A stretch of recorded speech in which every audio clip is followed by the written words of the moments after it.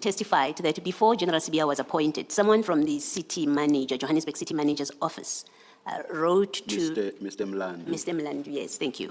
Wrote to Minister Cele and raised concerns that General Sibiya was being considered or was to be appointed to the position that he holds presently, and made certain allegations about his employment in the city of Johannesburg, and effectively was saying he shouldn't be appointed. He's not suitable to be appointed to that position. Would you have received that kind of correspondence, or did you become aware of that kind of concern about him?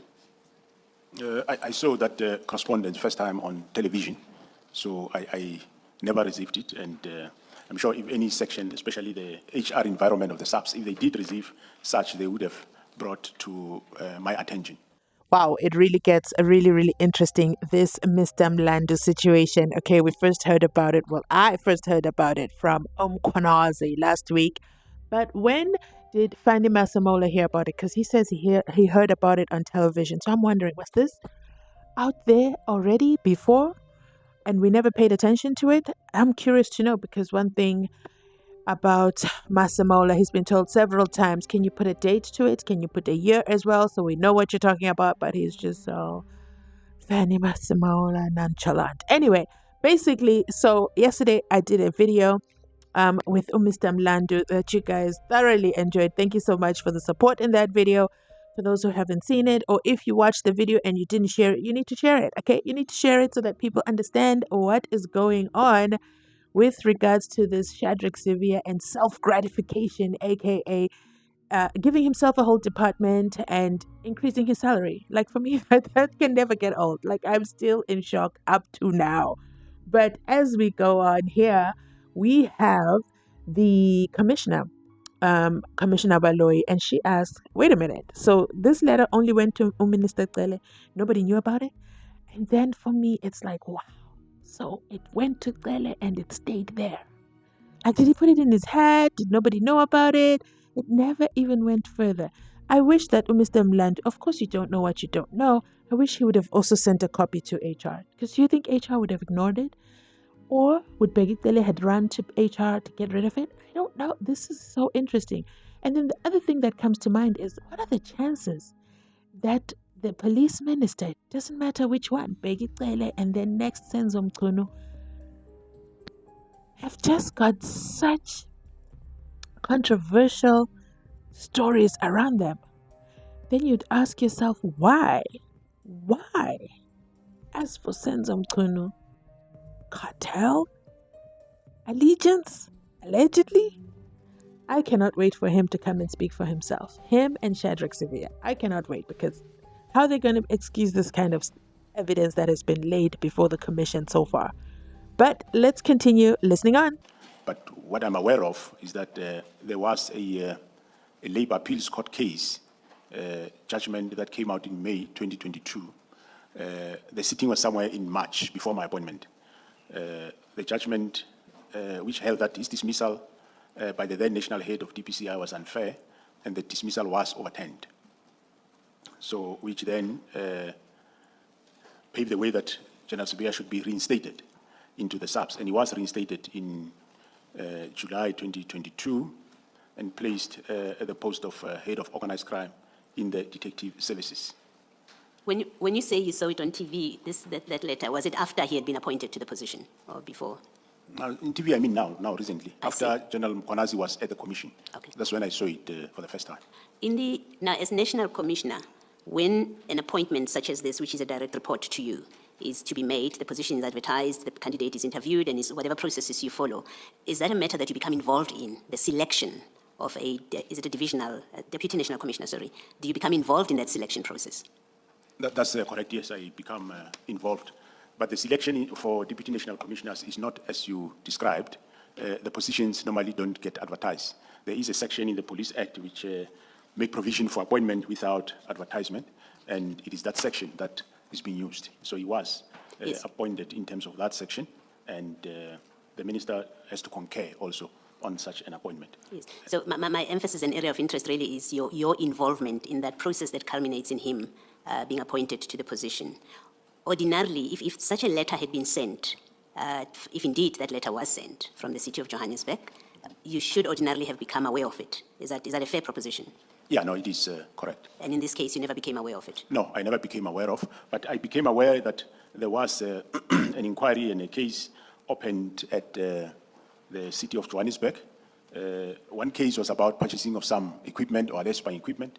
The one case was about his appointment. Yes. And those cases were investigated by the DPCI. They conducted a thorough investigation and concluded that on the one for spying equipment, it was concluded that General Sibiya did not contravene the National Strategic Intelligence Act.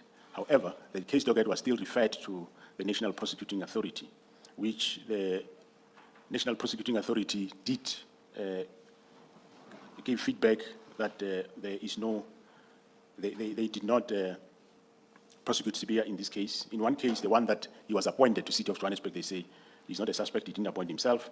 On the other one, there were even letters from state security that did allude, somewhere in early June, July, alluded that the equipment is not intelligence gathering, and eventually the DPP declined to prosecute in those cases. Oh my goodness, this is absolutely confusing. Very, very confusing. On the one hand, Masemola says he only heard about Mr. Mlandu and his letter last week after Umkwanazi was inside Phakathi within the commission.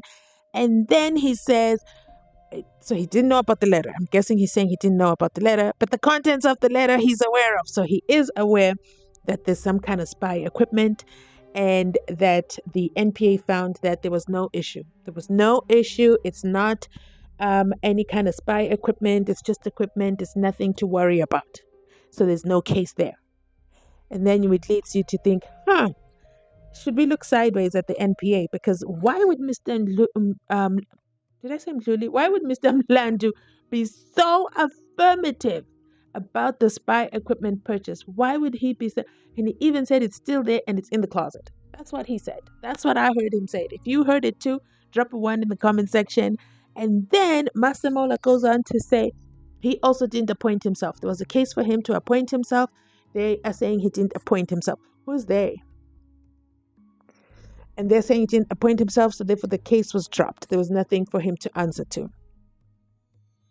So what are we supposed to do now with what Mr. Mlandu told us? What are we supposed to do? We're supposed to park that information because that was groundbreaking. And he seemed very certain about it. But then Masemola says, nope, didn't happen. But Umkwanazi read us the guys, it's a lot. It's a lot to process. Let me know your thoughts in the comment section down below. Let's continue listening on. All right. Let me explain my interest, General. My interest is whether you as National Commissioner and your subordinate or immediate report is being appointed, the nature of your involvement in that process, whether you became aware at that point of the allegations against him, and if you did become aware of them, did you do anything about it? How come he was still appointed if you did become aware of these allegations at that point? What is your short and crisp answer? You were aware when he was selected, or you were not aware? Yeah, I was aware of these matters that I'm talking about. I Yes. became aware. One was an inquiry, one was a case, but I wasn't aware of that specific letter. You were not aware of the allegations about the city of Johannesburg? The letter that you spoke about, I don't know exactly what that letter contained because I don't have it now, but I'm aware of the matter of the procurement of technical surveillance equipment. Yes, I was aware of that. If I may interrupt you, I think what I'm trying to determine is whether you did not consider that kind of allegation, whether you did or did not consider it as a disqualifying concern in appointing him to the position. At that point, I think the matter that was the issue of the appointment, and we did not consider that as a matter that would disqualify him to be re-enlisted, because we were not actually employing him, we were re-enlisting him back to the position where he was, which it can be any other position. And if there is a matter that has to be dealt with, if it's within the service, we'll deal with it. So in this case, we re-enlisted him, and the two matters, as I said, they ended up being declined, both of them. Perhaps just to also just correct myself a bit. In fact, General Mkwanazi's evidence was he came in, you call it re-enlisting, into one position, and then within a very short space of time, he was now Deputy Commissioner, the position that he currently holds. And so maybe my question to you should have been, but when he was made Deputy Commissioner, the position that he currently holds, these allegations, you would have known about them if you did, and did you consider that it didn't matter it's not serious concerns, or they are unsubstantiated, so we will appoint him anyway. Those allegations, they did matter. But by the time he was appointed Deputy National Commissioner, they were already settled by the NPA, both of those matters. And of course, there is other criteria that one look at when you appoint a Deputy National Commissioner. Okay, so I guess we disregard everything about the letter. This is absolutely confusing. Or is it that the letter was sent to Bheki Cele and he never shared it? Maybe that is what Mkhwanazi is bringing forward. But Masemola is saying the two issues were dealt with. They knew about them. NPA said we're not prosecuting. And the equipment is not spyware. Mr. Mlandu vows that he self-appointed himself, and he vows that that is spyware. What do we do now? Let me know your thoughts in the comment section down below. That is it from me. Remember to like, to comment, to subscribe, and I'll catch you on my next upload. Bye.